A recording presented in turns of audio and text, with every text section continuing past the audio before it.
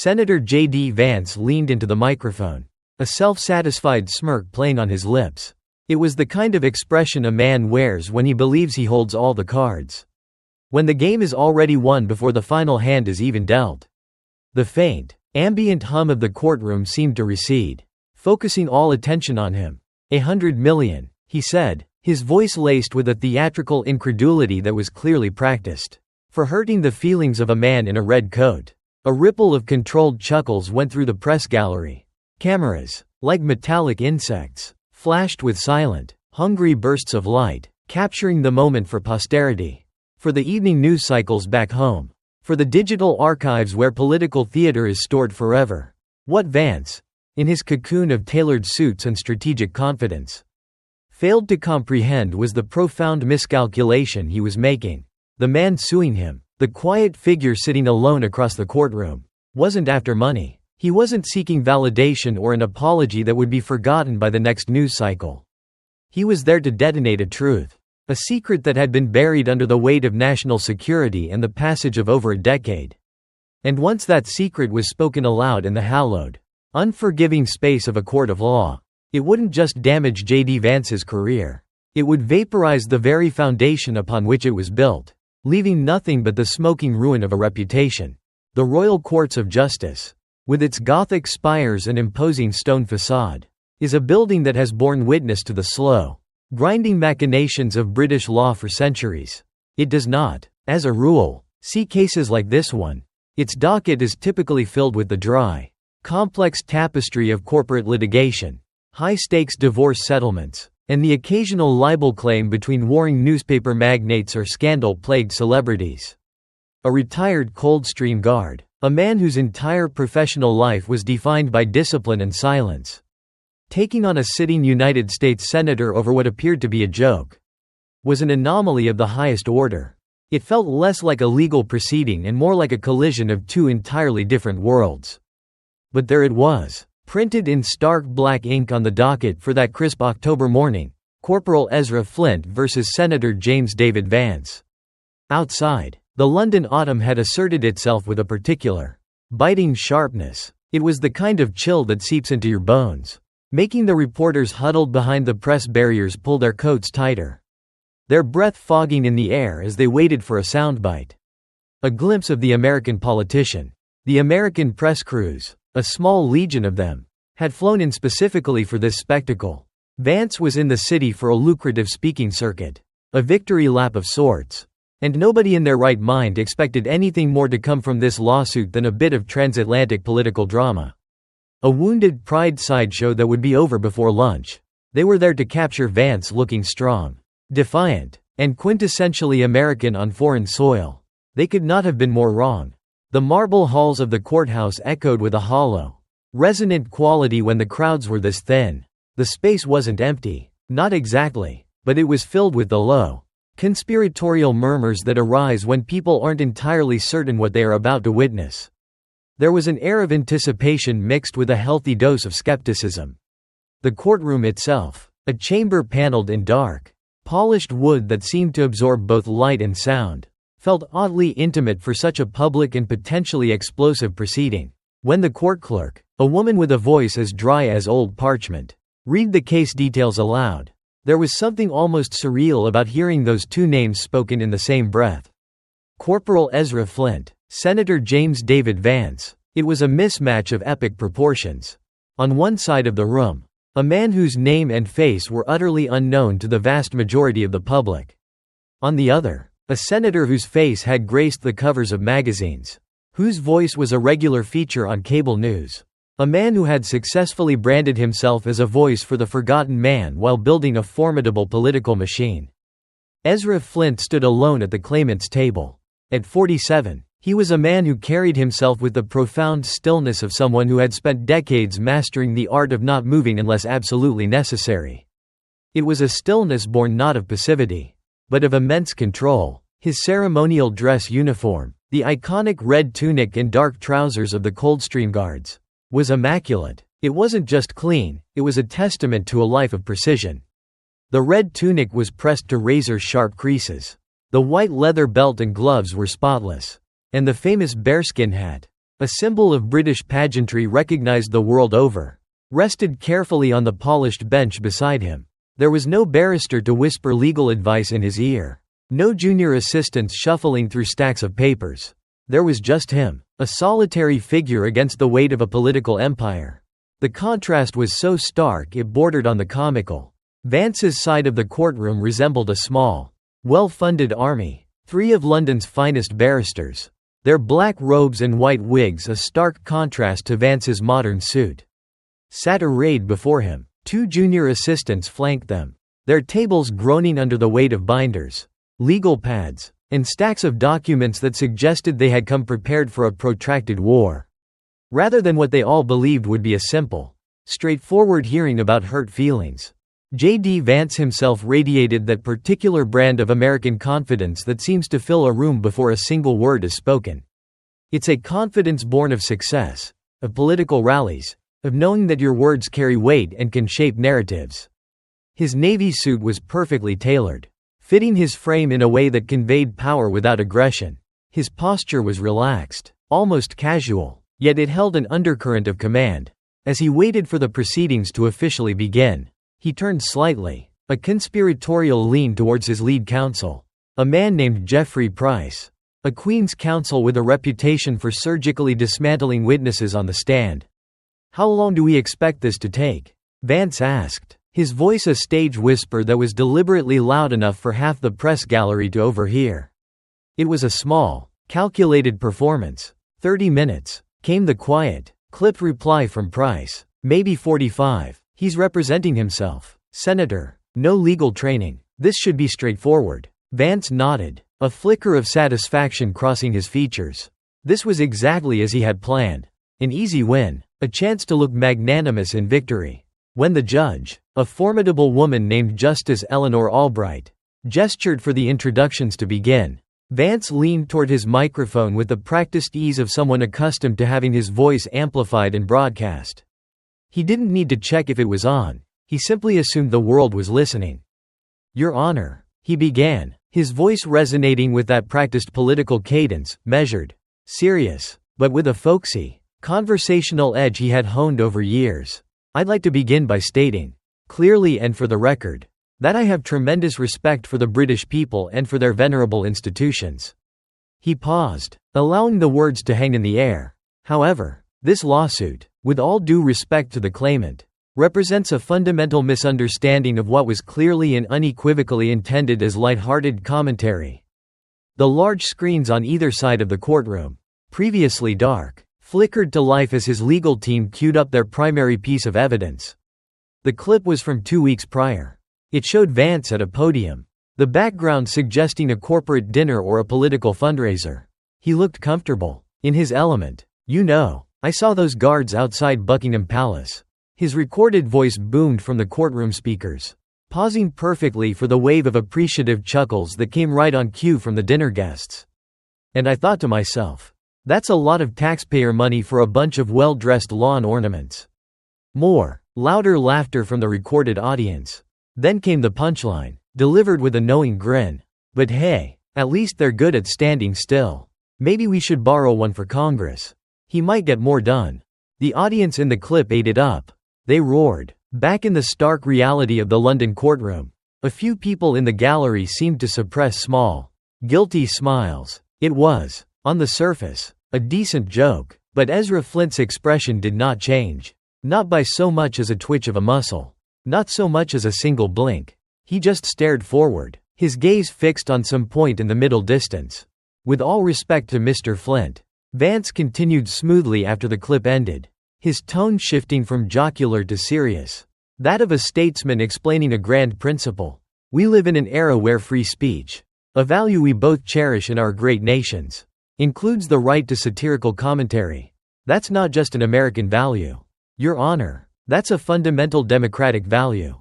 He was hitting his stride now, playing not to the judge, but to what he clearly saw as his true audience, the press. And through them, his supporters back home. The confidence was infectious, a palpable force in the room, even in a British courtroom where such overt political theater didn't usually play well. "And let's be honest here," Vance added, executing a slight, theatrical tilt of his head toward the press gallery. A gesture that said, "We all know what's really going on." Standing guard outside a gate, however ceremonially important it may be, doesn't exactly qualify as battlefield heroics. Beside him, Jeffrey Price leaned forward urgently, his hand hovering near Vance's arm. "Senator," he whispered, his voice tight with alarm. "Perhaps we should." "It's fine." Vance cut him off with a dismissive wave, still speaking directly into the microphone, ensuring everyone heard his rebuke of his own counsel. "I am simply pointing out that there is a difference between actual military service." He gestured vaguely toward himself. A subtle reminder of his own past in the Marine Corps and, well, performance art. He then gestured, almost disdainfully, toward the silent figure of Ezra Flint, however well executed that performance might be. What nobody in that room understood yet, not the smirking senator, not his meticulously prepared legal team, not the curious reporters scribbling in their notepads, was that Ezra Flint hadn't come to court to defend his hurt feelings. He hadn't come to argue the semantics of a bad joke. He had come to correct the record. He had come to reveal a truth that was never supposed to see the light of day. A truth that had been intentionally buried to protect the very institutions Vance was so casually mocking. When Justice Albright turned to him, her expression unreadable, and said, "Mr. Flint, you may respond when you are ready," the silence that followed was not the silence of hesitation. It was not the fumbling of a man unsure of what to say. It was the silence of precision. It was the coiled, patient silence of a hunter who has been waiting, motionless, for years for exactly this moment, and was not about to waste a single word, a single breath of it. The entire courtroom, which had been Vance's stage, suddenly became Flint's, and the air began to change. Senator Vance seemed to settle back in his chair, a picture of relaxed authority. He crossed one leg casually over the other, the polished leather of his shoe gleaming under the courtroom lights. He had found his rhythm. He believed. He had framed the narrative, set the terms of the debate, and everything about his posture suggested that the hardest part was over. He was a politician, and controlling the narrative was his trade. "I've been in government long enough to recognize when people take things more seriously than they were ever intended," he said, his voice carrying that particular tone politicians use when they want to sound magnanimous and reasonable while simultaneously dismissing their opposition as hysterical or overwrought. "This case, frankly, is about wounded pride, not about a legitimate grievance."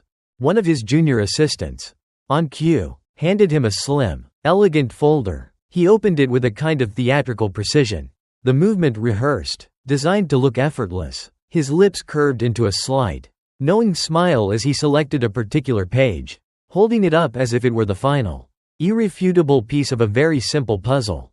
"If it pleases the court," he announced, "I'd like to submit into evidence several public responses to my comments, including this absolute gem from a rather well-known British columnist who wrote, and I quote, 'Perhaps our royal guards could use a little more humor. Their stone-faced expressions have been scaring tourists for centuries.'" A few more chuckles rippled through the gallery. They were not loud, but they were audible enough to reinforce Vance's belief that he was reading the room correctly, that he was the one in control. He was winning. Ezra Flint remained perfectly, unnervingly still at his table. His hands, clad in those pristine white gloves, were clasped loosely in front of him on the polished wood. His face was a mask of neutrality. It revealed nothing, not a flicker of anger, not a hint of embarrassment, not even a glimmer of interest in what was being said about him. He was like a stone in a river, allowing the current of Vance's rhetoric to simply flow around him. Vance closed the folder with a satisfied, resonant snap. "Look," he said, leaning forward again, adopting a tone of finality. "I don't question Corporal Flint's service record. I'm sure he performed his ceremonial duties with honor and distinction. But the changing of the guard, at its core, is fundamentally a tourist attraction. It's pageantry. It's a magnificent piece of living history. But no one seriously believes these men are elite commandos waiting to leap into action."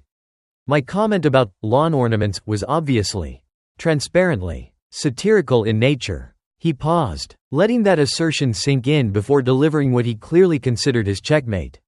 "No one was harmed by my words. Unless we are now, in the 21st century, legally required to protect people's feelings from the slings and arrows of mild comedy." The judge's voice, When it came, cut through Vance's smugness with the precision of a surgeon's scalpel. "Mr. Vance," Justice Albright said, her tone devoid of any warmth, "I will remind you that this is a court of law, not a press conference." "Of course, Your Honor. My apologies," Vance replied, the smile not quite leaving his eyes. He was unchastened, but the judge wasn't finished. "However," she continued, her gaze unwavering, "since you have chosen to submit public commentary as evidence, this court will naturally allow for a proper rebuttal under oath." Something subtle, almost imperceptible, shifted in the atmosphere of the room at those words. It wasn't dramatic. It was more like the moment before a complex piece of machinery engages. The quiet click as a gear slides into its proper place. Vance, momentarily thrown, adjusted his tie, a small, nervous gesture, before pressing on, determined to regain the momentum. "The fundamental issue here," he insisted, "is that I wasn't mocking an individual. I was commenting on a ceremonial tradition that, let's be frank, exists more for the benefit of tourism than for actual national security. British taxpayers fund it, tourists from all over the world photograph it, and if someone's ego gets bruised by a bit of gentle ribbing from a visiting American, well, that's unfortunate, but it is hardly a legal matter." He delivered this last part while looking directly at Ezra Flint. A clear and deliberate challenge. Expecting some kind of reaction. He was trying to provoke him. To draw him out. To make him show the anger that Vance was so sure must be simmering beneath that stoic exterior. He wanted to see his target squirm. He got nothing. Not a flicker. Not even a subtle acknowledgement that he had spoken. The silence from Flint's table stretched, growing from a pause into a presence. It became uncomfortable. In the press gallery, reporters who had been lazily taking notes started exchanging confused glances. This was supposed to be a David versus Goliath story. But David wasn't even bothering to pick up his sling. A few whispered conversations began to bubble up in the back rows. Is that really all he's got? He's not even fighting back. This will be over in 10 minutes. But Flint's stillness was not defeat. It was not surrender. Anyone who had ever spent meaningful time around career soldiers, around men trained in the hard realities of conflict and vigilance, would have recognized it as something else entirely. It was the particular, focused calm that comes before action, not after surrender. It was the stillness of a predator, not of prey. When Justice Albright finally said, her voice cutting through the tension, "Mr. Flint, the floor is yours," the entire room held its breath. He didn't leap to his feet. He didn't stride dramatically to the witness stand in a show of righteous indignation. He simply rose with the measured, economical precision of a man accustomed to every single one of his movements being watched, scrutinized, and judged. He reached for his bearskin hat, lifting it from the bench with a reverence that was palpable, and placed it carefully on the railing of the witness box. His footsteps on the marble floor were quiet, yet somehow, in the profound silence of the room, they seemed to echo like thunder. As he passed by J.D. Vance's table, the senator shot him a sideways look, a dismissive, challenging glance that clearly communicated, "All right, then, let's see what you've got." Flint ascended the few steps to the witness stand. He turned, not just to the judge, but to face the entire room. He took a moment, his gaze sweeping calmly over the faces of the barristers, the reporters, and the senator who had so casually belittled his life's work. And then he spoke his first words of the day. It wasn't a speech. It wasn't a declaration. It wasn't a legal argument. It was just a single, quiet sentence that somehow managed to change everything. "I didn't sue because I was offended," he said, his voice clear and steady. "I sued because you told a lie that people believed. No legal jargon, no emotional appeals, just that, a simple statement of fact." And suddenly, for the first time that morning, J.D. Vance's confident, camera-ready smirk faltered. It didn't vanish completely, but it wavered, just enough to suggest that perhaps, just perhaps, this was not going to play out exactly as he and his expensive legal team had so carefully rehearsed. Because the silence that followed that sentence wasn't empty. It was loaded, and everyone in that courtroom, most especially J.D. Vance, was about to discover exactly what 30 years of disciplined, honorable silence had been protecting. Ezra Flint settled into the witness chair without any fanfare. There was no counsel beside him to offer a comforting glass of water. No prepared statement to read from. No imposing stack of exhibits to reference. There was only a single, neatly folded document resting on the ledge in front of him, and the kind of commanding presence that comes from decades of being observed without ever truly being seen. "I'd like to make a statement under oath," he said simply, his voice calm and direct, addressing the judge as an equal. Justice Albright nodded, her own expression now one of intense focus. "Proceed, Corporal Flint." His voice, when he began to speak, didn't strain to fill the room. It was not a voice built for oratory. It barely needed to travel. Yet somehow it reached every corner of the dark-paneled courtroom with perfect, unnerving clarity. "I wasn't decorated for most of what I did," he began, his gaze distant, as if looking back through time. "And I never expected to be. The uniform most people see. The red tunic. The ceremony, they think it's all for show. Maybe some of it is. A necessary part of our nation's story. But not all of it." He looked down briefly at his own hands, still clad in the immaculate white ceremonial gloves. "Several years ago, during a routine changing of the guard ceremony at Windsor Castle, there was a diplomat in the crowd, a foreign consulate member, visiting the UK unofficially for sensitive talks.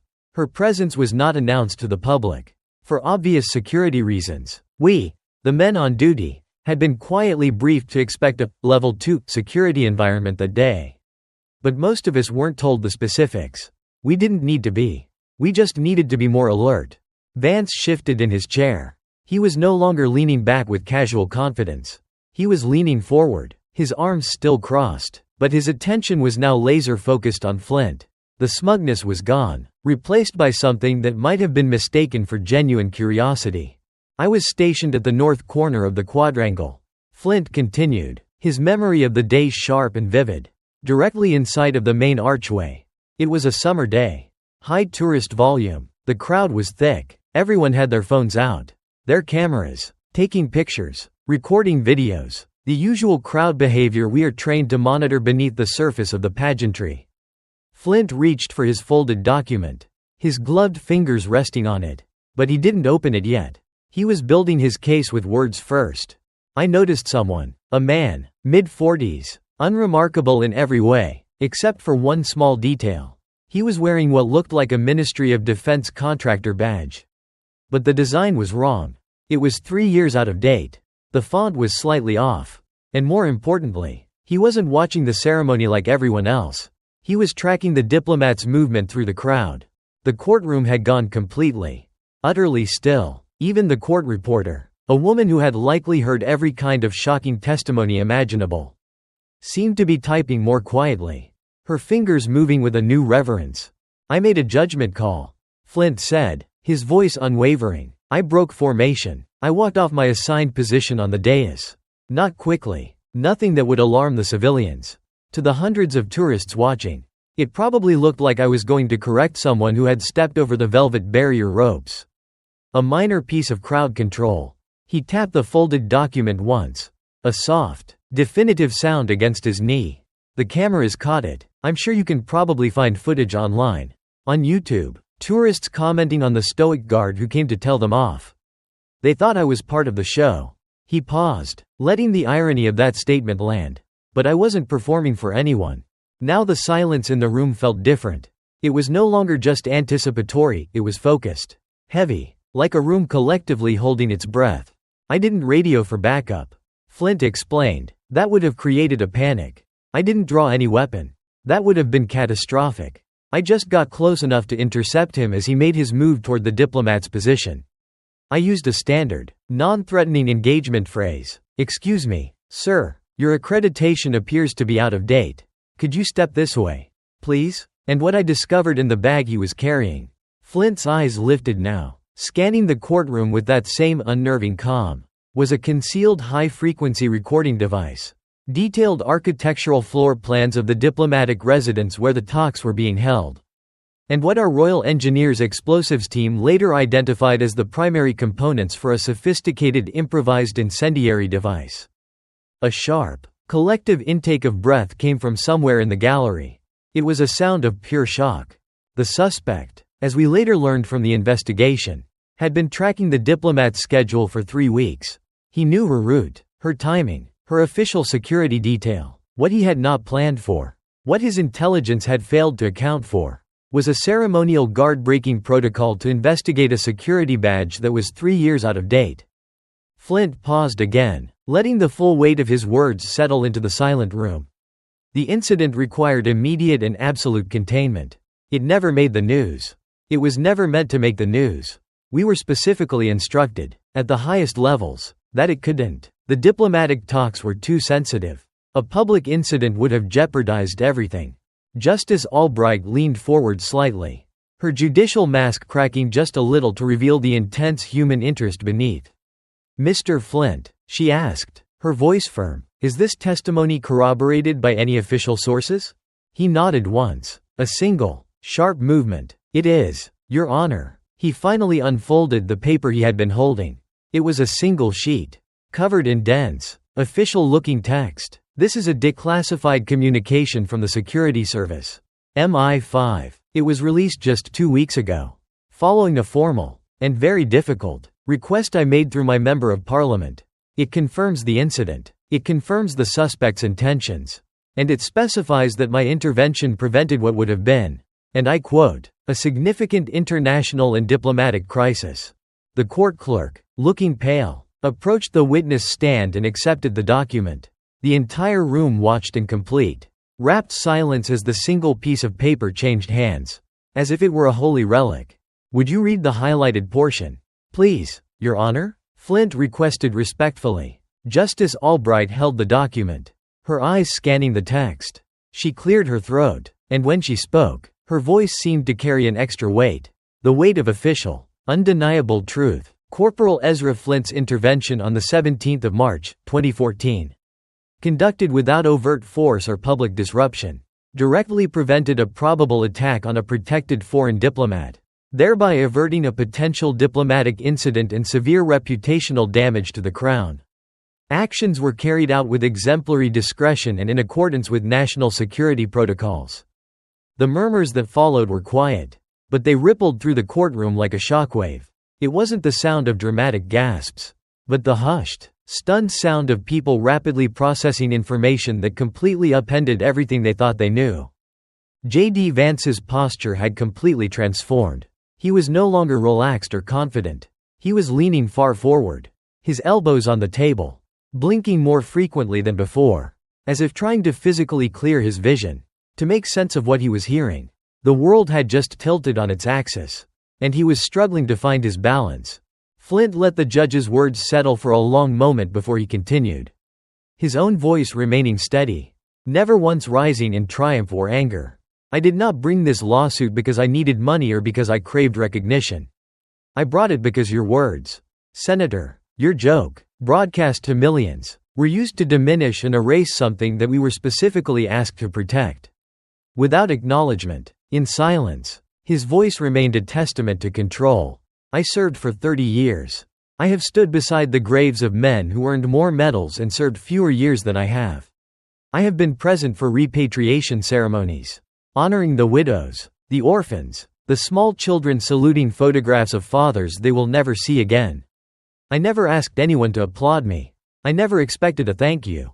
But I will not allow you, or anyone, to stand on a public stage and erase what we actually did." He stood up slowly from the witness chair, the movement as deliberate and final as the closing of a book. "This uniform," he said, gesturing not with pride, but with a sense of solemn duty, represented real service during real emergencies that the public could never know about. Because sometimes, true protection requires silence. Sometimes, the most important work in the world looks, to the untrained eye, like nothing at all. And with that, he stepped down from the witness stand.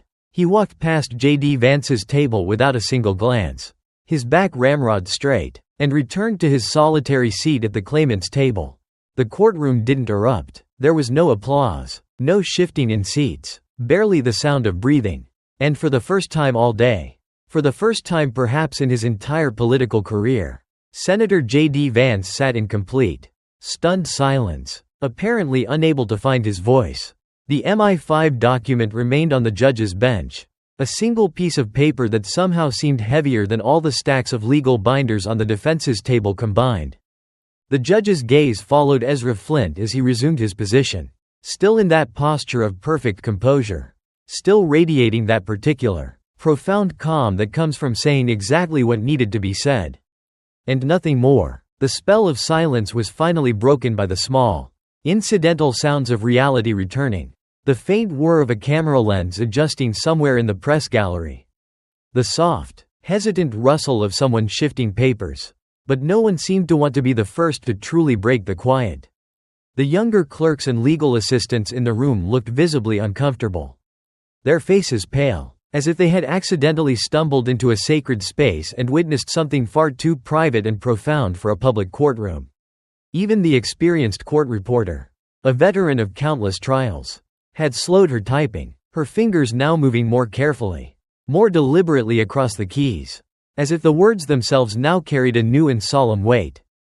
J.D. Vance sat hunched slightly forward at the defense table. His earlier, easygoing confidence had evaporated, replaced by a tense, rigid posture that was harder to read. His palms were pressed flat against the dark wood of the table, as if trying to ground himself. His jaw worked silently for a moment, a muscle twitching in his cheek, before he finally, slowly, reached for his microphone. "Well," he began, the single word hanging in the thick, charged air like he wasn't sure what should follow it. He cleared his throat. "Well, if this incident was genuinely as significant as Mr. Flint suggests, I would have expected it to be more widely known."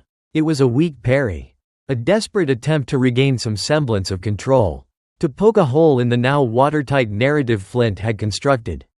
But it sounded less like a confident counter-argument and more like the flailing of a man who knew he was sinking.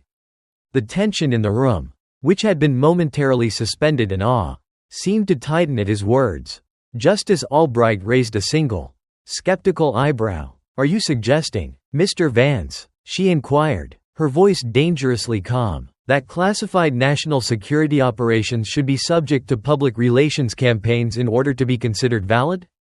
"No, Your Honor, certainly not," he replied quickly, the words tumbling out a little too fast. He attempted a thin, unconvincing smile. "I simply mean that, if something truly happened, and it really mattered as much as is being suggested, it seems unusual for it to remain a complete secret for so many years."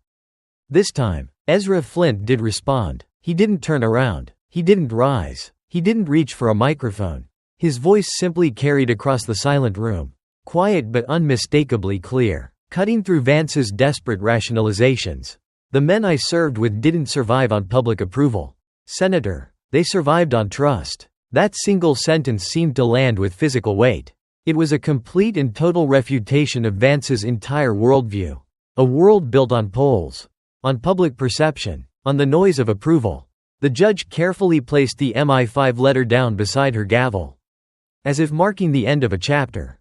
"Corporal Flint, you may remain seated. The court has no further questions for you at this time."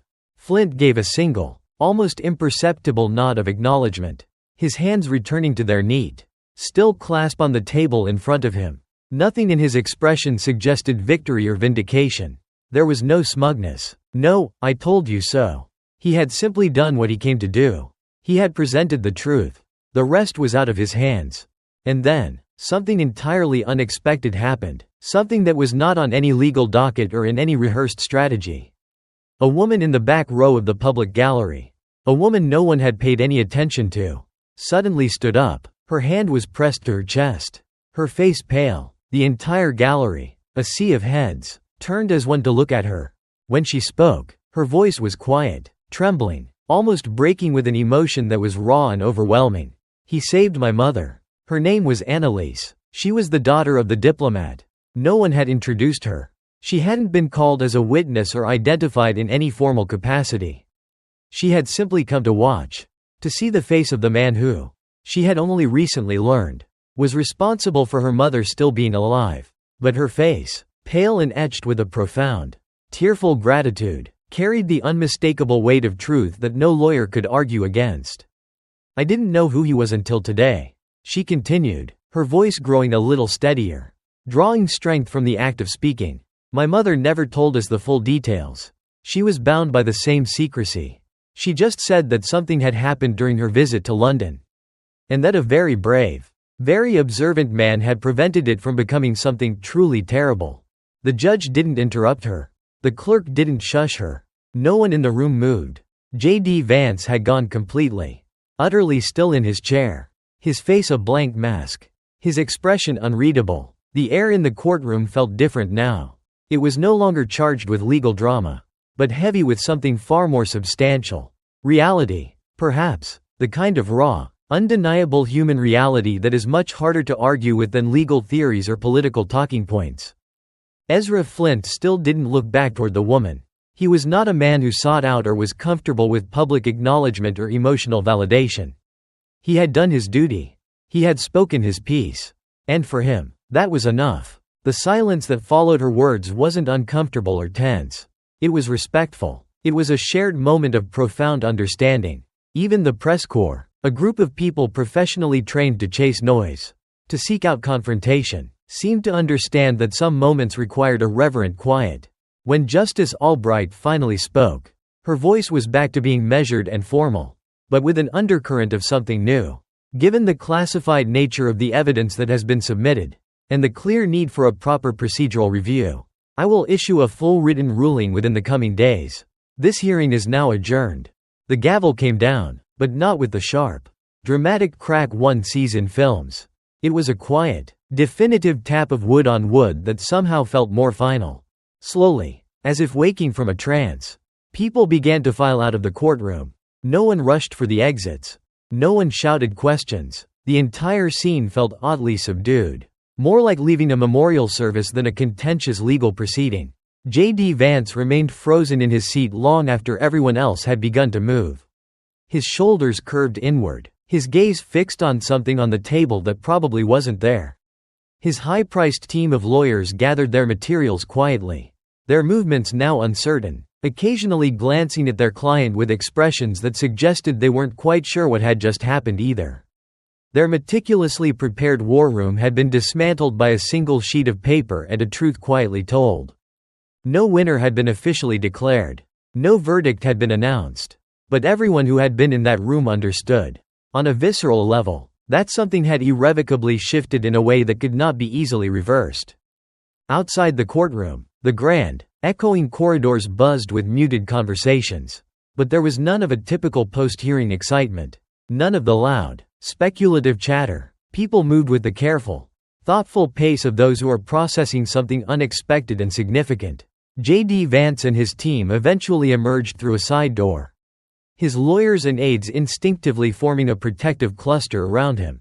The confident, purposeful stride from earlier that morning was gone, replaced by a mechanical, almost robotic gait. His communications director, a sharp young woman in her 30s, leaned in, whispering urgent updates about the press pack waiting outside, about the interviews they had lined up. Vance's responses were distracted, almost absent. "I didn't know," he said quietly, more to himself than to anyone specific. "Sir," his aide prompted gently, trying to steer him toward the exit. "I didn't know who he was," Vance repeated, his voice hollow. "He just looked like." He trailed off, the realization apparently dawning on him that finishing that sentence, "he just looked like a ceremonial guard," would do nothing to improve his rapidly deteriorating situation. Another advisor, a senior political strategist flown in from Washington, joined the group, his face flushed and his speech rapid. He was already in damage control mode, talking about transcript management, about spinning the story, about getting ahead of the narrative. But even as he outlined the options, the futility of the exercise was obvious to everyone. The MI5 letter was now part of the official court record. Classified or not, its contents had been read into the record. The press had the scent of blood. And no amount of spin was going to change the fundamental facts of what had transpired. Vance stopped walking so suddenly that his entourage almost collided with him. He turned to a junior staff member, his eyes wide with a dawning panic. "The transcript?" he asked, his voice strained. "When will the official transcript be available?" "Not immediately, sir," the young man stammered, clearly intimidated. "The judge will have to review it for any necessary security redactions first. And then it will be released for general access. Is there any possibility of editorial discretion?" The question came out sounding more desperate, more pleading, than Vance probably intended. The young staffer looked profoundly uncomfortable. unsure whether he was being asked a procedural question or being pressured to influence a legal process. In the end, he wisely said nothing at all. Vance resumed walking, tugging at the collar of his shirt in a gesture that had become increasingly frequent since leaving the courtroom. His carefully constructed political composure was showing visible cracks.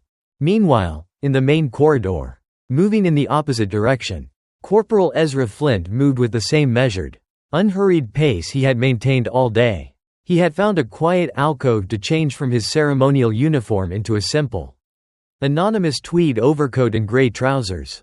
But his posture remained unchanged. There was no hurried exit, no attempt to dodge the press that had inevitably gathered at the main entrance. When he pushed through the heavy main doors of the courthouse and saw the chaotic crowd of photographers and reporters, he paused. It was not a pause of hesitation, but one of practiced assessment, the ingrained habit of a man accustomed to being watched, to taking in his surroundings before acting. "Corporal Flint," a voice from the scrum called out. "What's your reaction to today's proceedings? Do you expect Senator Vance to issue a public apology?" shouted another. "Are you seeking monetary damages? Or was this about something else entirely?"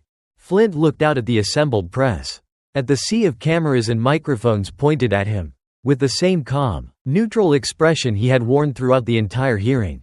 Not hostile, not particularly friendly, just present. "There are men who have died wearing this uniform," he said, his voice carrying clearly in the crisp autumn air, easily cutting through the noise. "I don't wear it lightly." That was all. No elaboration, no political commentary, no victory statement. He simply continued down the wide stone steps as if it were any other day, not pausing as the cacophony of questions continued to erupt behind him. A black London taxi had been waiting at the curb since early that morning, its engine idling patiently. The driver, a man with a weathered face and kind eyes, got out and held the rear door open for him. He did it not with the fawning deference usually shown to celebrities or politicians, but with something quieter, something more profound, recognition, perhaps, or maybe just simple, old-fashioned respect. As the cab pulled away from the curb, disappearing into the flow of London traffic, one voice from the crowd of reporters called out differently than the others. It was a younger woman, not shouting a question, but simply saying, her voice filled with genuine emotion, "Thank you." Inside the quiet sanctuary of the vehicle, Ezra Flint reached into his coat pocket and his fingers brushed against the folded MI5 letter. Getting that single piece of paper declassified had been an odyssey in itself. It had taken him years of patient, persistent navigation through the labyrinthine channels of British bureaucracy. He had exploited a very specific, little-known provision in the Official Secrets Act, a clause that allowed for limited disclosure of classified material if it was deemed essential for civil litigation purposes. He had never wanted revenge against J.D. Vance personally. He hadn't even been particularly interested in the money, which he had already decided to donate to a veterans' charity. But after years of watching, in silence, as people treated the ceremonial aspects of the Guard as little more than elaborate, taxpayer-funded theater, after seeing the men he had served with, men of immense courage and quiet professionalism, reduced to tourist attractions and the butt of jokes, something inside him had finally reached a breaking point. The quiet service, the classified interventions, the long, cold nights on watch, the times when standing perfectly, unnervingly still had been the most important and difficult thing they could possibly do, all of it. His entire life's work and the work of his comrades, dismissed as mere pageantry by someone who had never stood a single watch, who saw the world only through the lens of political advantage and public relations. Back in the now emptying courthouse, a mid-level Home Office official, a man in a rumpled suit, slowly closed his laptop. He had attended the hearing simply as an official observer. Nothing more, just a routine monitoring of a case that involved potentially classified material. But as he packed his briefcase, one phrase from Ezra Flint's testimony kept echoing in his mind, over and over again. Sometimes the most important work looks like nothing at all.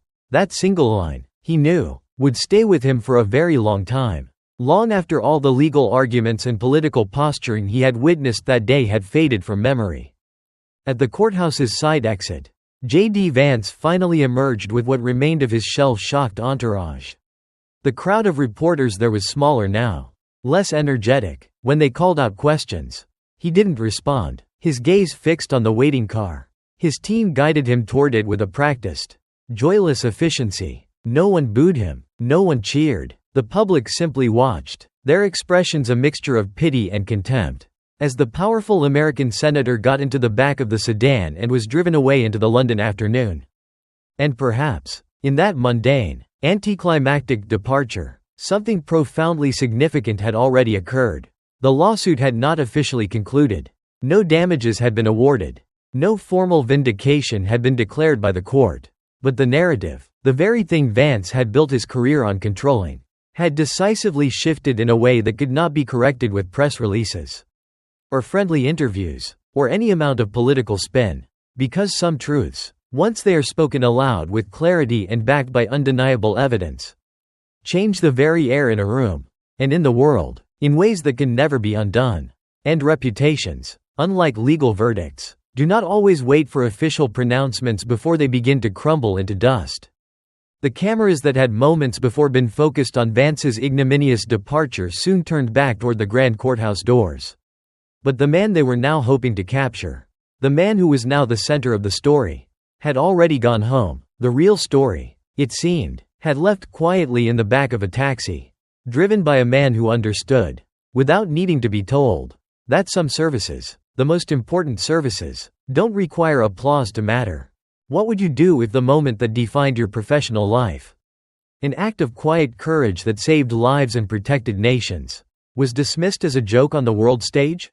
If 30 years of silent, dedicated service were reduced to cheap lawn ornament humor by someone who had never stood a single watch, who had never understood the weight of the uniform you wore, Ezra Flint found his answer not in a fiery speech, not with raised voices or dramatic gestures, but with something far more powerful, something far more enduring: the simple, unadorned truth, spoken clearly and calmly, and backed by evidence that could not be disputed or spun away. This was never about politics. It was never about wounded pride. It was about the vast, unbridgeable chasm between what people see and what is actually happening. It was about the difference between ceremony and service, between a performance for tourists and the solemn act of protection. The lesson from that London courtroom is a profound one for our modern age. An age saturated with noise, opinion, and performative outrage. It teaches us that sometimes the most powerful response to dismissal isn't anger, it's evidence.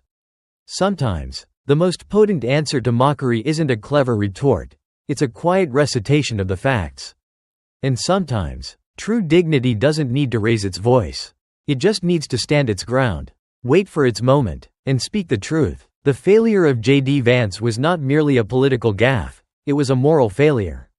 It was the failure of a man so insulated by his own celebrity and political echo chamber that he could no longer distinguish between a symbol and the substance it represents. He saw a red coat and a funny hat and assumed that was the entire story. Because in his world of surfaces and soundbites, the surface is all that matters. The remedy for this kind of political and societal sickness is not complicated. But it is difficult. It requires from our leaders a humility they are rarely encouraged to possess. It requires an accountability that goes beyond a carefully worded press release issued by a publicist. It's an accountability rooted in the recognition that words have consequences, and that mocking the quiet service of others from a position of immense power is an abuse of that power. For us, as citizens, the lesson is to cultivate a more discerning eye. It is to learn to look past the performance, to question the easy joke, and to value the quiet competence and unseen sacrifices that truly hold our societies together. It is to remember that the loudest voice in the room is rarely the wisest, and that true strength often resides in the silence of those who are simply and honorably doing their job. We must demand from our leaders not just charisma, but character, not just strong opinions, but a foundation of integrity. Because as Corporal Ezra Flint so powerfully demonstrated, a single, verifiable fact can ultimately be more powerful than 1,000 well-delivered lies. The truth, in the end, has a weight all its own. Remember that not all heroes make noise. Some just stand there, watch, and in their silence, change the world.